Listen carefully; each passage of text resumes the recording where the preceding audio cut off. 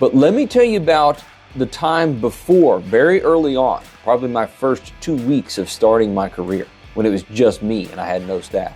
And this is a big reason why I quickly hired staff and quickly departmentalized. I was generating the leads. I was actually cold calling in the evenings. And I would generate probably 2 to 4 leads every evening. So I would generate the lead and I would build the quote. But then I had to call those quotes back and close them and follow up. But when I was calling back and following up and selling, I wasn't generating new leads and building quotes. And when I wasn't generating new leads and building quotes, I wasn't calling back and closing. It was a very obvious problem to me.